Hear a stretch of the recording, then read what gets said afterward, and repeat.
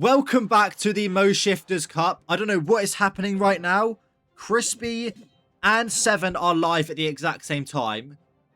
I don't think that's supposed to happen. I'm pretty sure there is timed hits in this match. And somebody's messed up by attacking as the wrong team. So, okay. I'm a bit confused, but we're in the Mo Shifters Cup. This is the upper bracket. There are face cams for this match, but unfortunately, I don't quite have the setup that I can actually get the cams up for you guys. So, yeah, okay. Let's take a look at Seven for now. Looks like he's doing the Super Bowlers. He's going to be wall and charging for like a good 40 seconds there. So, I guess we'll come back to him in a second.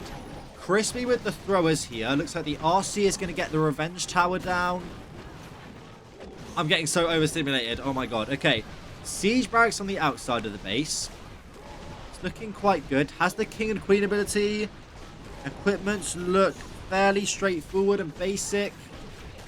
RC is probably going to go down in the core. Has 4 totem spells. Okay. This is going to be a 3-star. I'm confident to say this is going to be a 3-star. He still has so many spells. King and Queen ability. Although the CC on the back end, maybe? I don't know. Let's check back up on 7. I think that's a 3-star, though. You guys get the idea. It's throwers. You've seen it a million times before. So here we go. 7 going with the Super Bowlers. Looks like a very clean setup so far. Double jump spell to try and get his Super Bowlers, I guess, just into the Rage Towers. Has the RC to place in at any point. Okay. Now pops the Eternal Tome. Rages up those Super Bowlers. I'm a bit scared. There's going to be a lot of damage in a moment. They are okay. Healers find a bunch of red air bombs. The Apprentice Warden is so low on health. He's going to go down. And things are getting very messy now. The Queen is just kind of hanging back and watching everyone die. Does he have it as well? I think it might be 2 3-stars here, right? He has an Invis spell, the Queen ability, the RC ability, the King ability. It's a 3-star, right? I mean, he has Yetis. I mean, this is a crushing 3-star from 7, actually. Let's see if Crispy was able to get the 3-star. He was.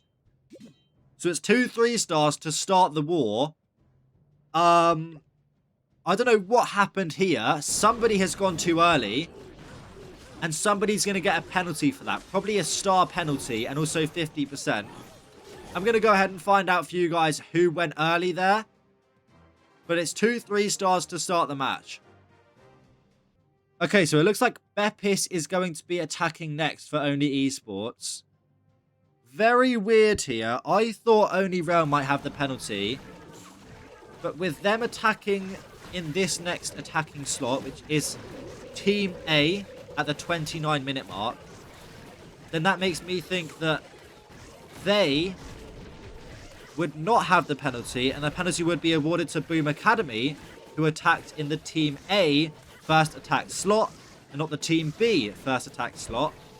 I could be talking out my you-know-what right now, but I don't know. Let's find out. Let's just watch the match, and I guess we'll figure it out later in the tournament here. Looks like it's going to be throwers, though, for Bepis. A really, really nice Queen charge to start off the attack here. Revenge Tower is in a very awkward spot, though, for these throwers, and it could be quite difficult to path to that. So let's see how he will tackle that. I'm not too sure. Bomb Hive should also be hitting his throwers when he does enter into this compartment. Oh, the Warden. Oh, that's really bad. That is really, really bad. Hopefully he has some kind of plan for the Town Hall. I guess we could just send in his King. Okay, why not? Without any Warden, any Life Gem, any Rage Gem, it's either going to be a time fail because of the Rage Gem or a power fail because there's no Life Gem. So, yeah, okay, interesting. He's going to use the RC, actually, to get down the Revenge Tower. Nice plan there. Didn't spot that myself, but he certainly has. Now, popping the RC ability. Really not a lot of value from the Electro Boots here. Surprised he didn't go with the Seeking Shield, because he was sending his RC kind of in to almost charge down a portion of the base, as opposed to kind of work through a compartment with the King, or you know what I mean, live for the entire the entirety of the raid. Yapping a bit, though. The King ability is forced. The RC is going to go down. A couple of super minions in the CC are going to find a red air bomb there. The final throwers are going to go down. The final super minions are going to go down. It's going to be falling short here for Beppis.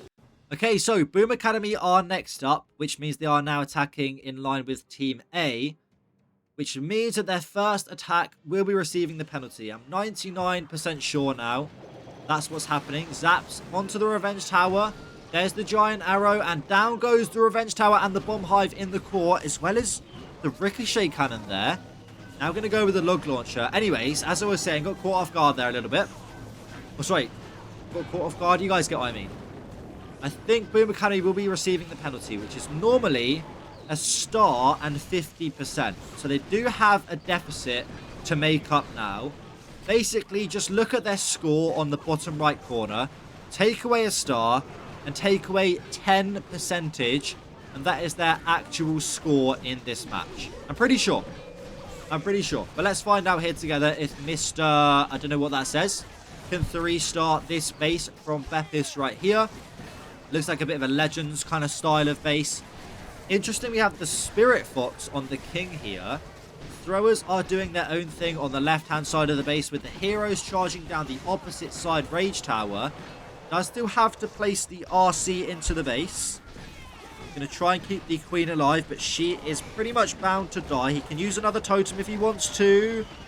Guess not. Oh, look at that RC ability. Very OP RC ability there. I still have the long shot and the clan castle to get through, but with the RC and a couple of throwers left alive, this is looking very strong here from... I don't know how to say that. Maybe I'll translate it in a second, but I don't think there's anything that can stop him now. He has plenty of time, so these ice golems aren't going to cause that much of an issue. Still has 2 totem spells as well. The King is going to go down. The RC is going to go down. She's got the Phoenix, so she'll get a bit more value. And yeah, I mean, he's good. There's so many throwers left alive. I mean, these guys are just so incredibly broken right now. We did literally go from the Meteor Golem spam meta to a thrower spam meta. And as you guys can see, it's going to be a 3-star for Boom Academy. So we're technically all tied on stars now. However, only Esports have a 6% advantage in this match. Hall is up next with the throwers here. Once again, it's the throwers. And it's going to be a Warden charge to start off this one. We've seen very, very many different variants of this strategy. You can have thrower spam. You can have Warden charge throwers, Queen charge throwers, King charge throwers, RC charge throwers. You get the idea. This one is going to be probably on the spammier side of things. Just Warden charges down a couple of buildings to set somewhat of a funnel. Going to use a totem spell to distract the Bomb Hive. I feel like a Skelly spell would have been a lot better on the mono, but only a minor improvement that he could have made, I think. King is having some trouble there with the enemy minion prince, so he does use the totem spell. It's going to be a poison onto the super miner. Luckily, none of the bombs do anything, so he's in a really good spot now. I feel like that CC was more of a bait for the Warden charge. One thrower. What are the healers doing? Oh my god. Luckily, the thrower that split there does die. And so that means the healers will retarget to the throwers in the core. Okay. Interesting. Throwers doing their thing. Rages them up. I mean, this is completely crushed, right? I mean, look at how many hero abilities he has left. Still has a free spell. The throwers are just absolutely crushing the core of the base here. I don't think this has any chance of failing. And definitely this was quite a straightforward attack here for him. Because the CC troops literally did nothing but slow him down for like maybe 5 seconds. But a really nice plan. A very well executed attack here. But I think with the Queen ability and the Warden ability, obviously not going to do anything, but with the Queen ability and the RC still alive there, a couple of throwers and the healer still alive, this is certainly going to be a 3-star. We'll have to wait for the attack to conclude, but as I said, nothing that can stop him now, really.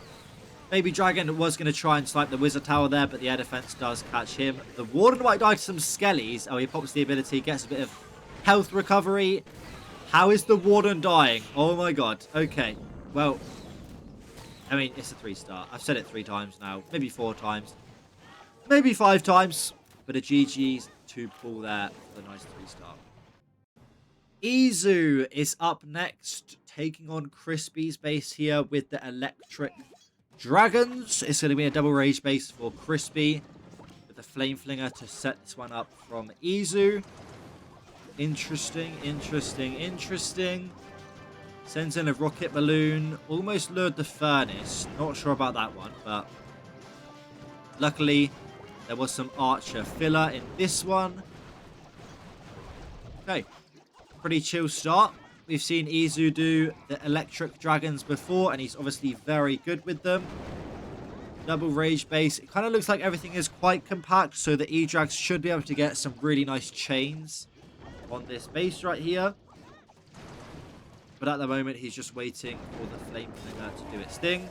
Now sends in 2 E-Drags, rages them up, gets some nice chains into the mono compartment.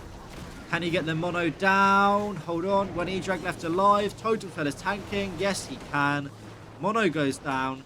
CC, can it go down? Or maybe... Maybe... He can finish it off with an Earthquake spell. Oh my goodness. He can finish it off with the 1 Earthquake spell. What is he going to do? Is he going to let the Ice Golems come out? Maybe they won't get triggered anyways if he just keeps his distance, right? Maybe they won't get triggered anyways. He used the Earthquake spell somewhere. I don't know where. Maybe... Was it on the core? I missed it. I missed it. I'm not going to lie. Minion Prince ability is forced, though. I don't know what forced it there. King and Queen coming into the left-hand side of the base. E-Drag's now engaging with the core. He has plenty of spells to use. Looks like the Ice Golems aren't going to get lured out of that clan castle anyways, but the Minion Prince goes down very early. The E-Drags have got a lot of work to do here. The Revenge Tower is going to go down. But I'm not too sure about this one, I'm not going to lie. I'm not too sure about this one, I'm not going to lie. Has the King ability, does he have a chance here? The Rage Tower is triggered. The Queen ability is wearing off. He can't really get down that X one. I think it's going to lock onto his Queen any second now. Now pops the King ability. Earthquake Boots are going to open up the walls. The Giant is going to go down. The Queen is going to go down shortly after. She's got nothing more to tank for her. And it's going to be another fail from Boom Academy. And now they're in a bit of trouble. Down by a star. And what's that? I don't know how much percentage, but they're down by a star. Vincenzo is up next for Only Esports. He is bringing the Super Bowlers here on this double rage base from 7. Okay. How is he going to do this one? Where is that? That is a Warden to the right-hand side of the base here. Okay. Cool. Why not? Finds a bunch of Teslas and Skelly traps. Nice to trigger them early into the raid here. And uses the furnace to melt through them. Really nicely done. So far from Vincenzo. Flame Flinger now onto all of those Teslas. It is going to be quite a slow Flame Flinger here. But I can see, I mean, you guys can see the plan as well. He's going to go ahead and Warden charge down a bit more of the right-hand side of the base here. Super Bowlers are going to go into the Town Hall. And the Flame Flinger is going to be responsible for taking down a portion of the Rage Tower. Let's see if he can pull it off, though. Let's see if he can pull it off. Gold storage is locked onto by the Warden. Double Ice Golem moving into the Town Hall compartment. A bunch of minions coming out. And a furnace with an Ice Golem. Okay, nice freeze onto the Longshot and the Minion Prince. King and Queen are going into the core on this one, which means the RC is going to be responsible herself for setting the funnel on the opposite side of the base. Lost the Apprentice Warden in there, though. Don't know how that happened. Maybe the scatter sniped him or something. But losing the Apprentice Warden is not going to be good news at all. King ability gets some really nice value. It doesn't quite... Actually, it does open up the walls into the monolith. The RC does find some bombs. It's going to overgrowth the monolith and the crow tower on the back end of the base here. Skeleton spell onto the enemy RC. The RC is looking okay for now. He has so many spells left here. There is quite a lot of base. Has a headhunter for the enemy king. Druid probably going to try and find its way onto the RC. A nice skelly spell onto the mono there, out of range of the Inferno Tower. Just the one bowler left alive with the Queen and RC ability.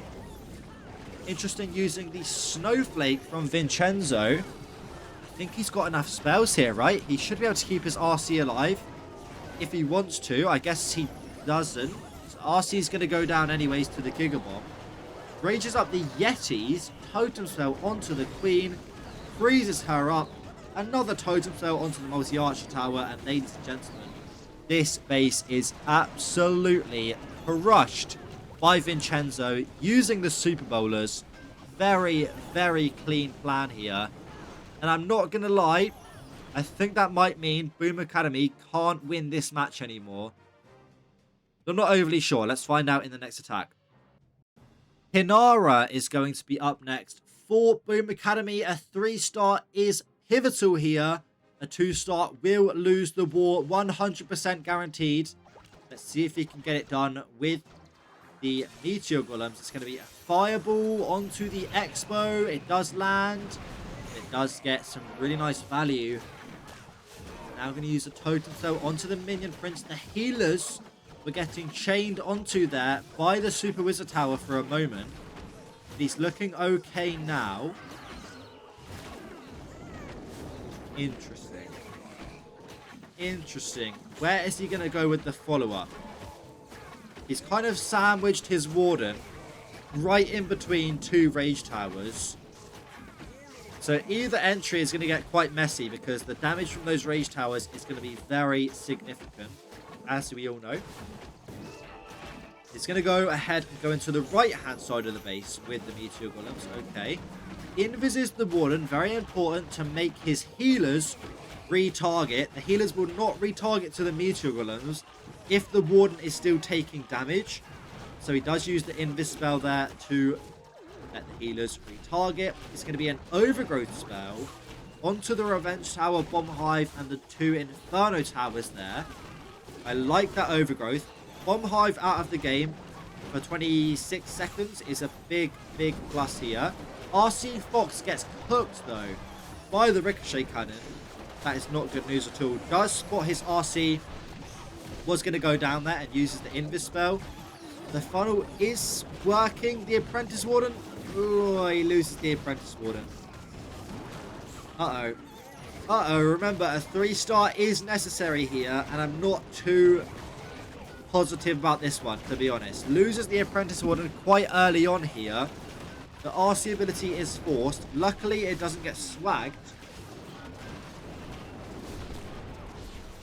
Queen working in the core. Her clones are wearing off now. The King ability is forced by the mono.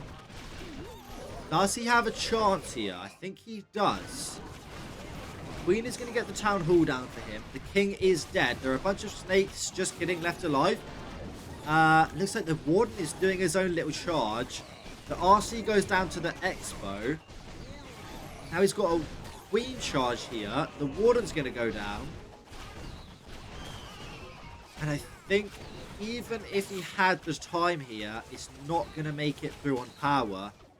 And that means that only Esports will be winning this upper bracket match. Let's see what they can do on their final attack, though. Spears is going to close the war here for only Esports. A 2-star is needed. And on a base like this, a 2-star can be difficult to get. Looks like it's going to be the throwers here. No zaps or anything. Just a Warden charge to start this one off. Maybe a fireball? No fireball on this one. Flame Flinger is going to work onto the right-hand side Rage Tower here. Nice base analysis here. Remember, Spears is closing the war, so he has had the most time to plan his attack. Approximately 40 minutes or so. And it looks like he has put that time to good use here. Can the throwers maybe oh, they probably can. Hold on. Hold on. The throwers can probably reach in and take down the town hall anyways, right? Yeah, I'm almost 100% sure they can reach in and grab the town hall there. The long shot could cause some issues if he positions himself on an awkward spot like he is right now. Let's find out though. Gonna go right into the revenge tower. Minion Prince is distracted by the Skelly spell. Queen on the left hand side of the base. She's gonna need some support going right into that rage tower. But he doesn't have any support for the Queen. This is a very interesting approach here. King is gonna go into the base. I guess he wants the King to go in and just open up literally every single wall possible. But the King ability doesn't even get that much value really. Flameflinger's doing its thing. Oh, was that the RC ability there? It was indeed. The Snowflake on the RC freezes up the Revenge Tower. Sorry, the Rage Tower there. But now the RC is very vulnerable. She may go down to some traps. She's super low on health. Skelly spell onto the Mono, but it's too late. Loses the RC. Don't think this one's going to make it the full way. He does still have a Rage spell. Actually... Still got some throwers left alive. All of the healers are dead. He does have some druids healing up a couple of root riders. Oh my god. A couple of throwers there. He's going to rage up the throwers in the core. Super minions do get down the rage tower, so that's not going to re-trigger. But with only 30 seconds on the clock here, I'm not overly sure it's going to make it. Can he keep the Queen alive? Maybe if he can keep the Queen up. Oh no, it fizzles out. It fizzles out. I'm pretty sure. In fact, yeah, they have won the war. Granted, Boom Academy do take the penalty. If something happens and the penalty doesn't stand, and if Boom Academy do 3-star the next attack, they could claim the win here. It's getting a bit if but and maybe, but you guys get the idea. Soup Meow is closing the war. Now, as I said, a 3-star here would win the war on percentage. However, as I said... Oh, hold on. Let me lock in for a second. Fireball onto the Crow Tower. Nice value there. Nothing crazy. Anyways, as I was saying, if the penalty does stand, or if there was a penalty at all, then that, of course, will mean they will lose the match no matter what. But let's just enjoy this attack. I don't know what's going to happen. It's obviously all down to the admins of the tournament to decide if they get a penalty or whatever. But look, so we go with the throwers here onto the right-hand side of the base. Log launcher on this one. Interesting. Nice ice golem there. Should freeze up the ricochet cannon. Just kidding. Bit of a swagged ice golem, but I guess it did tank the ricochet cannon for a moment there. Another ice golem onto the multi-archer tower. King and Queen yet to be deployed. Is he going to start the funnel? Oh, hold on. The King on his Warden. Does get a headhunter onto the King, though. Nice. Okay. Queen and King now coming in towards the 6 o'clock corner of the base. Pushing those throwers into the core. I like it. Does pop the Queen ability before it is forced to help her set the funnel, I guess, a bit better. Does Skelly spell to stop the bomb hive, but also distract the Revenge Tower. It's going to be a Lava Hound and a Furnace coming out of the Clan Castle here. An increasingly popular CC choice due to the fact that the throwers are so popular right now. A nice Totem Cell takes down all of those Lava Pups in half a second. RC comes in, snipes the Monolith and the Expo. She's going to go down unless he saves her with an Invis. No, he does not. King ability is still yet to be used. Minion Prince on the back end will definitely cause some issues here, but plenty of spells left. Does keep the Queen alive. I'm not too sure about this one though. The Queen, there's a lot of stuff left, guys. There is a lot of stuff left here. The Queen is going to go down. The throwers are very, very jumbled up. Some are stuck on the right-hand side of the walls, and some have got through the left-hand side of the walls here. Uses the final free spell now. 40 seconds on the clock. Can he do it? Finds a Seeking Air Mine with the healer. Throwers doing their thing.